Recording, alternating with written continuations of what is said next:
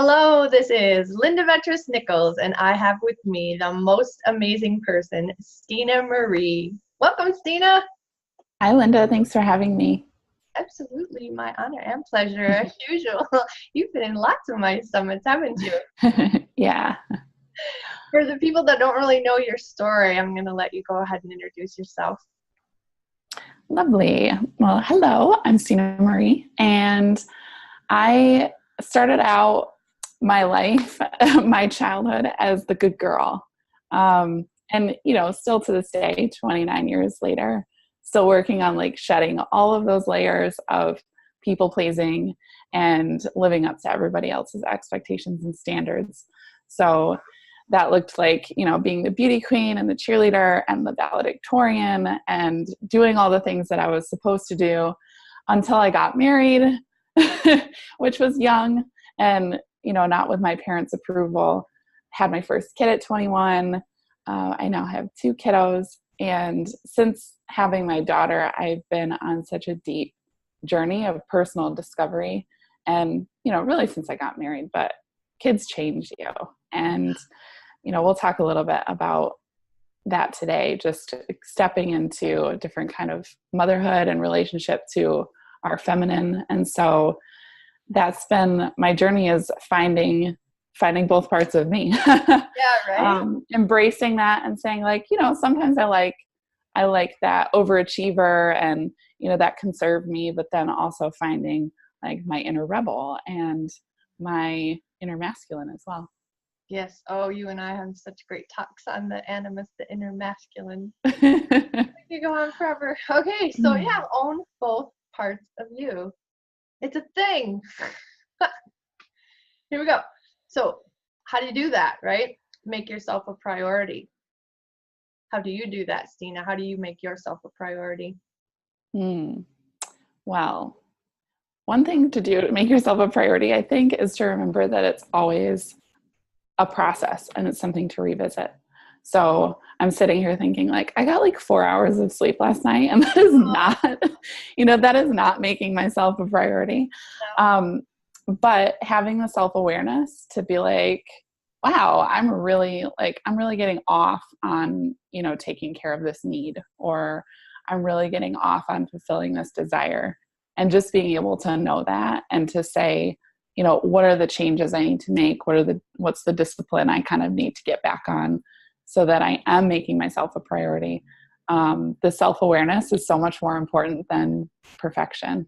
Oh, for sure. And it is all about noticing, just taking that breath to just stop and go check in. What is going on right now? Even if you're starting into heading into an argument with a husband or whatever, or a kid, it's wait a minute, what is happening right now? Whose stuff is this? Check yourself first. I always check myself first. My kids were always guilty till proven innocent. Something at school, it's okay, let's see what you have to say about it. And then usually I was take them to school, sit down with the teacher and say, and I could pretty much tune in right away as you know what, this is actually an issue between the two of you. So I'll just sit back and figure it out. Awesome. I'll let you communicate and figure that out. Yeah. I love it. Okay. Very cool. I love this. All right.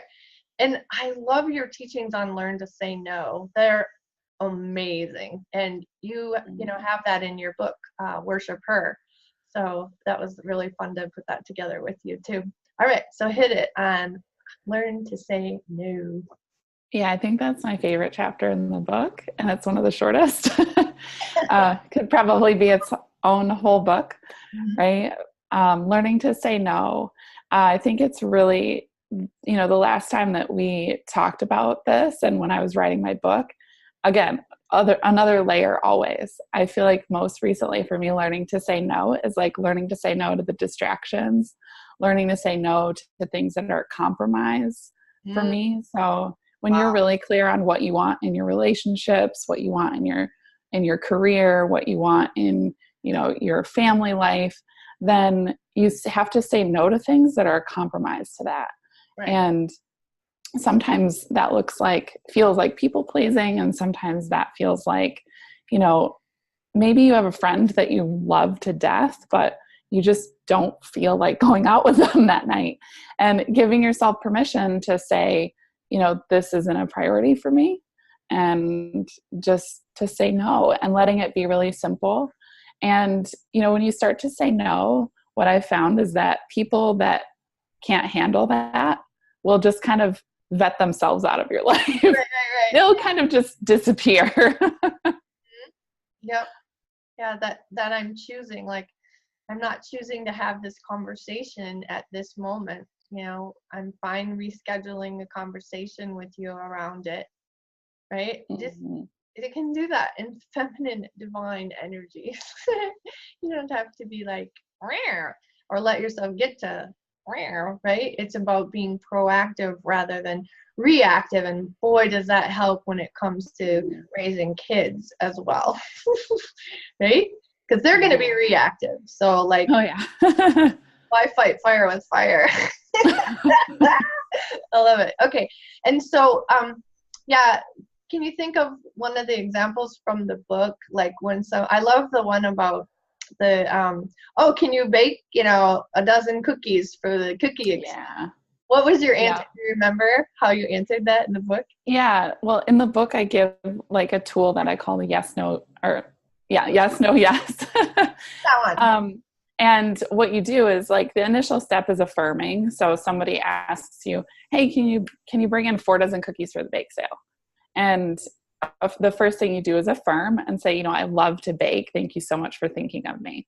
So it's affirming that, like, they've asked you, because it's hard to reach out for help. And it's, a challenge for us. That's the other side of this is, learn to ask. So when somebody is asking for something, really like giving them a heartfelt acknowledgement of what they're asking. Right. And, most like assuming the best, assuming that, they're asking you because they want you involved, because they want to give you an opportunity to contribute. So you say that, you give them that yes feeling. And then you say, I'm not able to do that. And you don't have to give them excuses. You don't have to give them your life story. You don't have to tell them, a million reasons why. It's just like, I'm not able to do that this week. And then if you want to, you can add the third yes. That's optional. But you can say, I would love to hang up some flyers. I'll be in this place, and this place this week. Can I get those from you and put those up? Nice. Or you could say, I can pick up a dozen, bagels from this bagel shop, or I can do, you can give them kind of this is what I can do. Right. They And won't so, me, but I can donate a dozen. Right? Yeah. Very cool. I love that. Yeah. And let yourself be happy. Well, that's definitely a step in the right direction. Learning to say no and tuning into where you're at and what's appropriate for you, either in the moment or for that week or that month or that year. That clarity piece is huge. And and I know another thing that happens, like around here, we have plan A. We also know what plan B is. And then we take note where we're at. Are we on plan A? Like, did we wake up and did it go plan A? Or are we on plan B? Or are we like even like way off? And if we're way off, it's like, let's get back to plan B at least, Okay, how about plan A? Let's make sure we're on plan A tomorrow, because this wasn't fun today. But it's kind of like, my job is to walk the dogs in the morning. And then plan B is, if I've got something, he just automatically knows, Terry knows, he'll walk the dogs that day. And there's no like argument or anything. And I fill in for him, and we keep a fair share fill-in role with each other. And if it's not going to be, we can see it's not going to be, it's like, it's going to be really unfair this week to you. So here's what I'm going to do for you next week or whatever. Right? Just so we're in communication. That helps so much. All right, and then expand your sisterhood. Oh, women process out loud usually, and they need their sisterhood. And you and I love Outlander, and I got further in the series than you did, but you read the book. Anyways, remember the part where the women were taking the fabric or the wool, and they put the hot urine on it, and then they were walking. They call it walking, and they were hitting it up to people. Oh my gosh. She was so desperate for sisterhood, she was willing to sit down and get her hands full of urine. That was awesome. Yeah, it reminds me of the obscene goddess in Yeah. Women Who Run with the Wolves, which I think is one of our favorite sections of the book. Yeah, Women Who Run with the Wolves, like Clarissa Pinkola Estes. Oh man, that is such a good book. Yep. Go ahead. Yeah, it's just that, like, being able to laugh. It's like why we like dirty jokes. It's why we like to laugh about like our periods and PMS and, just, oh, my husband did this. Or, All right. Guys wouldn't get. Yeah. And sometimes, I've had people lately too, they'll share something like with me and then they'll apologize for complaining or say like, oh, you don't need to hear this, or I don't want to burden you. Yeah. And I'm like, sometimes you just gotta have space to vent. Mm-hmm. Like if you don't have that, it's not like I'm going to wallow in my, the victimhood of it. But if you can't acknowledge it and express it, then it just gets stuck in your body and it's like, it doesn't feel good. And so having sisters who really who see you through the tough times and are there to celebrate the good times too. Yep. And you for them, and, developing sisterhood. I've had friends who, unexpectedly had twins, she didn't know she was having twins until the second baby was coming out. And, and she was, had other things going on in her life. So there was, a solid, say, year or two of our friendship that I was pouring into her a lot, and not necessarily like getting a whole lot out of the friendship, but it was such a long-term friendship. It's one of those like lifelong sisters, right, that, like, this is a season and I'm here for you. Yeah. And so having that, it's not a transactional relationship anymore when you have true sisterhood. Mm-hmm. Yep. And that's why I always say there's no such thing as balance. There's no such thing as duality. Everything just is. Deal with it. Yeah. Okay. Fear is an illusion, right? Oh my gosh. It is. When there's all these little acronyms about fear. What do you have to say about fear and the illusion of it? The image that comes to my mind is the heat waves off pavement. When you're looking through the heat waves and everything gets kind of distorted beyond that. And, the things on the other side of those little waves are not actually wavy. The road didn't change shape. There's not nothing actually changed, but your perception of it becomes really distorted. Wow. Great word. And it creates this illusion. Yeah. Mm-hmm. Like a mirage out in the desert. I love it. Yeah. Cool. Exactly. Yeah. I live in the mountains of Asheville, North Carolina. And so we have the Smoky Mountains here, and you've been here to see our Smoky Mountains. I was warning you, don't go through the mountains, but, what was it, early morning or late evening? And you didn't actually end up hitting that. Yeah. When it's that fog here, it's like ghosts. It's like one little teeny piece of cloud going right at your windshield. It's wild. Talk about illusion. Yeah. Okay. And decide you are the magic. So what do you have to say about that? Okay. And decide you are the magic. Tell us more about that. Lovely. So kind of going off of what we were talking about, the heat waves, it's like deciding you're the magic is to pull back into yourself, right? And really drop in and acknowledge that you're the one perceiving, that you're the one creating, that you're, projecting the fear and making it real. And so the magic of us and our power is that we get to reclaim that, so that we can change that experience. Love it. So true. And then listen to your womb. Oh, you and I could go on for hours on that one. You have a different way of getting your clients to that place. I have them put their arm out in front of them, make a fist, pull their fist in, like that pinky side of their fist into their second chakra between the belly button and the pubic bone, and just do like 3 belly breaths, go down deep, go blank, and just allow whatever wants to come up, because that's the level of our soul. That's our fully embodied soul level, right? And that's where soul and human connect.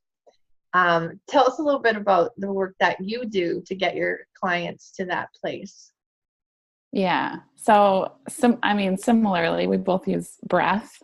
And, breath, when you say like inspiration, it literally means like divine breath. So there's this divine connection and like life force and just breathing. And we do it all the time. And we kind of like forget we're even doing it. Yeah. So it becomes really unconscious. So when you take the time to just stop, and I usually use a visualization of an elevator, literally going from, the head area down into the pelvis and dropping your awareness, because we usually live right up in this area. Yep. We usually have a lot of constriction around. We have constriction in our throat because we're not speaking our truth and we don't have a clear, voice. And then there's constriction around the heart because we're protecting ourselves. Yep. And then we're cut off at our power because we usually can't say no and we can't make ourselves a priority. And so all of that lower energy, the soul, the sexual energy, the womb energy, the creativity is just numb. It's just numb. And so getting down into that space is so important. And, I've had calls with like potential clients about working together, and I can feel all of that tension and that energy just buzzing, right up around the head and shoulders. And it's like, let's bring it down. Let's get grounded. Because then, like you said, you have that soul clarity that just can rise back up through you and be spoken. And it's like drop down and then you bring it up through, and it's a really beautiful, like energetic birth. Yeah. And as you described that, I just got this hit on what I was thinking about earlier is like when our emotions, we keep them stuck inside, it cuts our throat off, it cuts off our communication. And so it's same what you're saying now. If you're not, getting out of your ego, getting out of your pain body, getting to that soul level, you're going to be cut off at the throat level. You're not going to be able to speak your truth, right? Yeah. And fear is so often a part of that, being afraid to go into the grief and the rage and, Yes. the disappointment and dissatisfaction that we hold in our womb, especially. And all of those are connected to the ways that we've expressed our creativity in the past, the ways that we've expressed or not expressed our sexuality. And there's so much fear in going there. We're taught that it's not okay to feel all of those things. And like you're saying, to communicate those too, a lot of times our fear is that if I go there and I acknowledge it and I express it, it's going to hurt someone else, or someone else is going to like take responsibility and want to fix it. So it's, practicing the expression, like we were just talking about, like in sisterhood, where you have somebody that can actually hold space for you and not take everything personally or make stories and assumptions about it. And, sometimes our like life partners are the people who do that for us, and sometimes they're not. Yeah. Some days they're not. They usually are. Yeah, exactly. Yeah. But, when there's a really, like say you've gone through a miscarriage or you've had an abortion, if the other person's involved in that, they're going to have their own emotions and triggers and things. So that's why, having a lot of people in your life, like having a tribe that really supports you is so crucial, because one person can't be everything to you. Right. And also just, having not too many that are in the really tight, close circle, you can pretty much say to them, they're not going to judge you or whatever. It's important as well. And I noticed with depression, it's about sabotaging, relationships. So all of a sudden you have no one you can turn to. It's like you created this whole crazy little matrix, and now there's no one you can talk to. That's the kind of crazy maker. I just have goosebumps. That's so true. So true. With a lot of trauma survivors, some of the mindful mompreneurs that I've worked with, and then I work with my husband too. And boy, that whole trauma thing is really about getting that truth of you stuck, and also not being able to lay out one's life in a linear pattern, in even a understandable timeline. There's this sort of this spinniness to even their own life story. And so that's been really beautiful to bring out in my like book in 30-day projects with them. It's so cool to watch the transformation. And yeah, it's a lot of mindset work, that's for sure. And they step out in their own power, you know, when they come through. We always do. You know, whatever junk comes up and we pass through it, we do step further into our own power, which is so beautiful. Cool. Yes. All right, so embody your sexual power. Tell us more. It's like, this is where I get like giddy, right? And it's like, just saying that, when you say like embody your sexual power, like the energy of like turning on and like flirting a little bit, like you get that like giggly, it's like, like it's so juicy.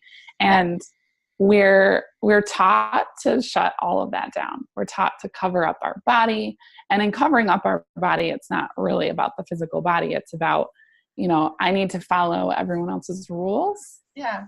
I need to make sure that I'm like acceptable and I'm not, you know, sticking out in a crowd kind of, and that I'm not getting too much attention, because attention is dangerous, or I shouldn't want attention is another one. Like I need to hide myself because it's wrong to want attention, which is really just connection. Mm-hmm. And so really like waking ourselves back up. And, you know, when you tap into that soul place and you tap into your womb energy, then like we talked about, being able to step into your power more, and then that allowing that creative sexual energy to actually flow through your body. Yeah. And in my work and in what I believe is that our sexuality is who we are and how we relate to other people. And so sexuality isn't part of a relationship. No. Right? It's not like I have a relationship with this person and then there's part of it that's sexual.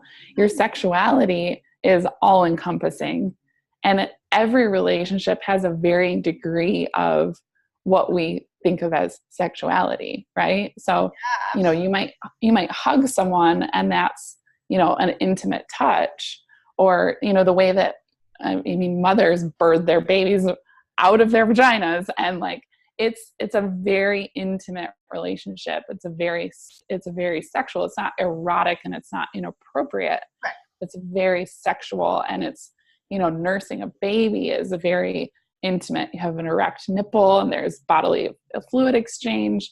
And when we start to just see the power of sexuality and let it be a really beautiful part of just the nature of who we are, right, then it becomes really fluid and it becomes more comfortable, because in every interaction, you're not in this hypervigilant state of what's okay, what's not okay.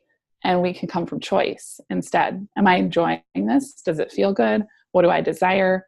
How do I want to relate to this person? And it becomes really like clear that way. The energy is really clear, instead of constantly like, ooh, I don't know what that person's going to think of me, or, you know, how I'm being judged or how I'm being perceived. Yeah. I love how you talk about sexuality and not just relationships, with communication, and how it's kind of the feminine and the masculine energy, the, you know, penetrating, the receiving, and going back and forth. And that's true even in communication with your children. Again, sexuality with children, not inappropriate. It's just a conversation, and we're not talking about sex. We're just bonding, right?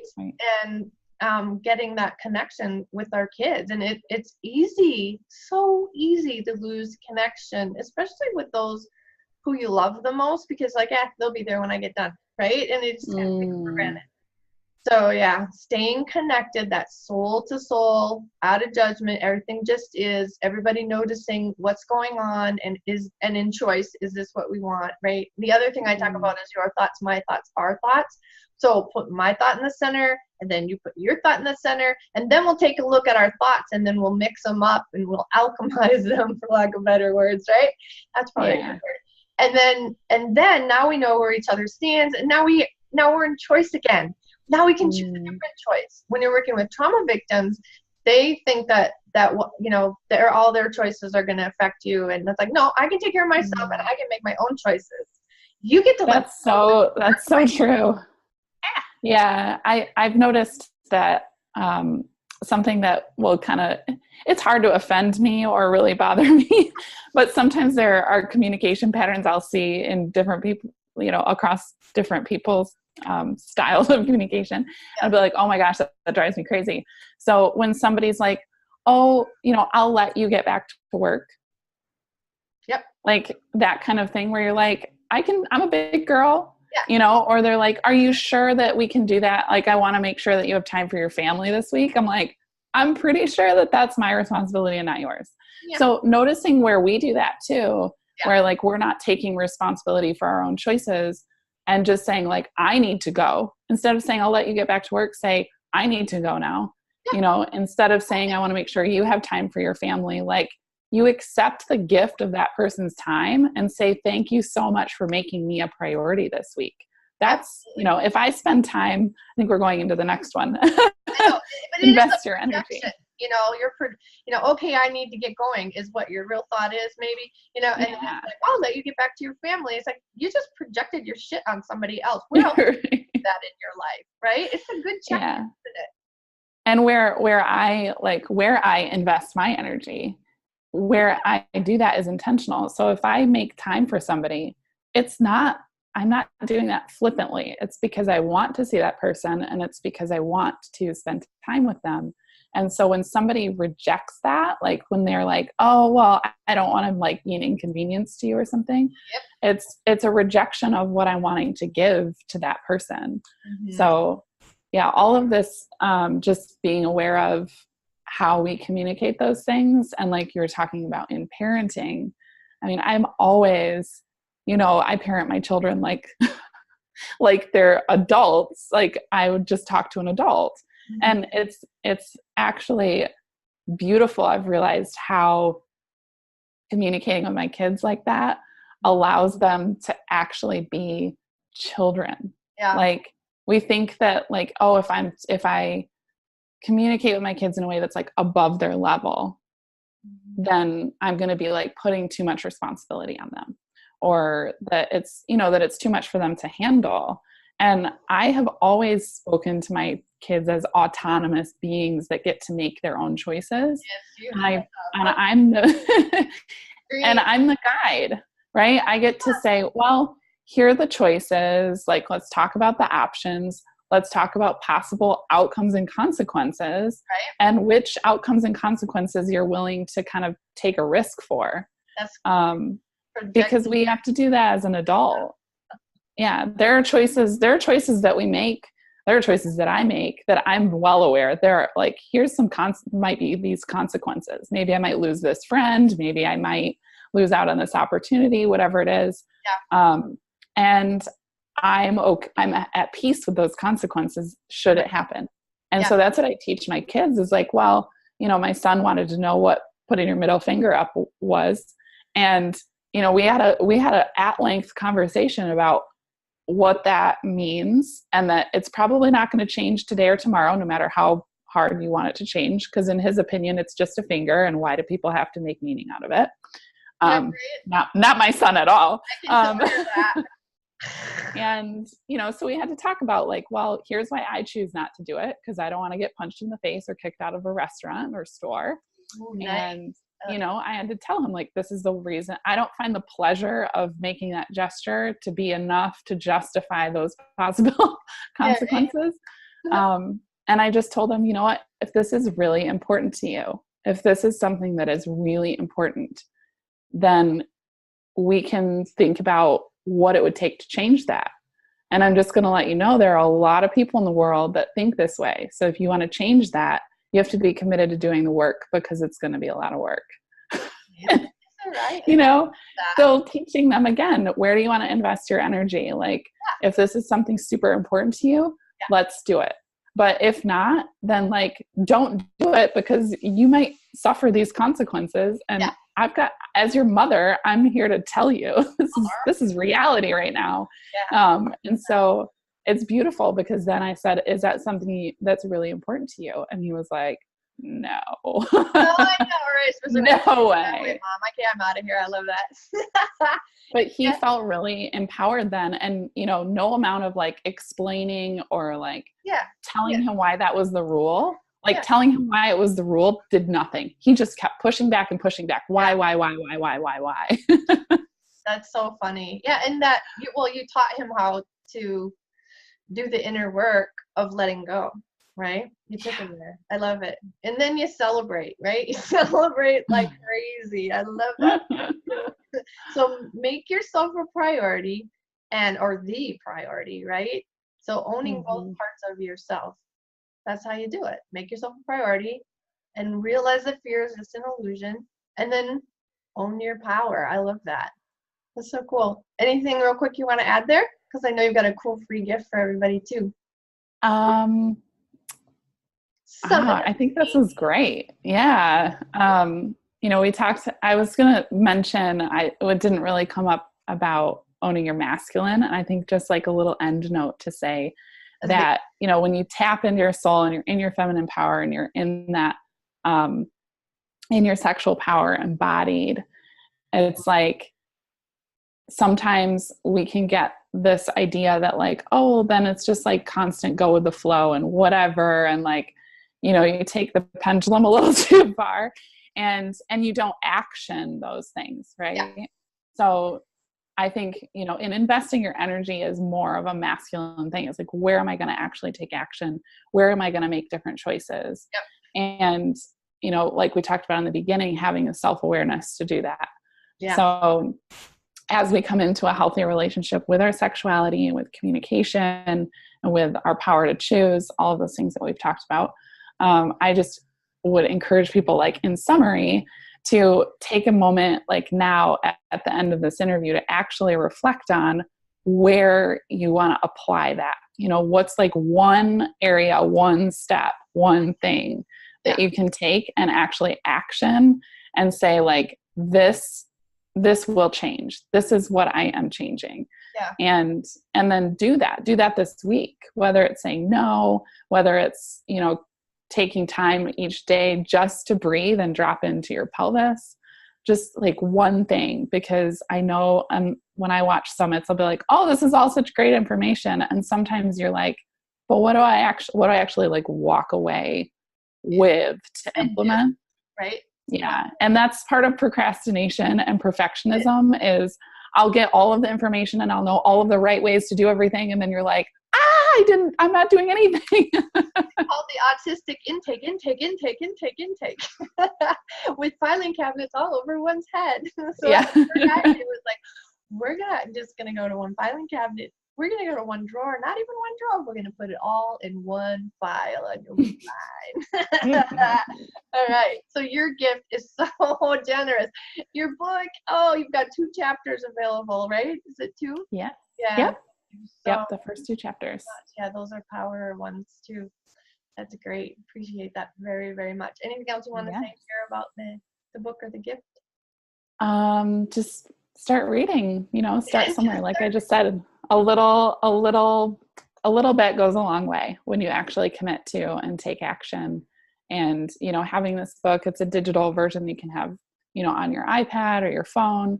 Yeah. And, being intentional to invest your time into, say, reading a couple of chapters of this book versus like scrolling Facebook for 15 minutes while you wait for your appointment at the doctor's office, and just like making those moments rich and investing in those investing those moments in yourself. And I've noticed that on Facebook, people hear about a book and they think, oh, that sounds like a good one. And they just go on Amazon and they order it. And then it comes and, goes in their stack. And now they're dealing with a guilty stack, And it's like, it's 2 chapters. If you like it and you want to read more, then you'll know for sure. Right? Right. So you can just like lay low on the impulses and just notice and take that breath.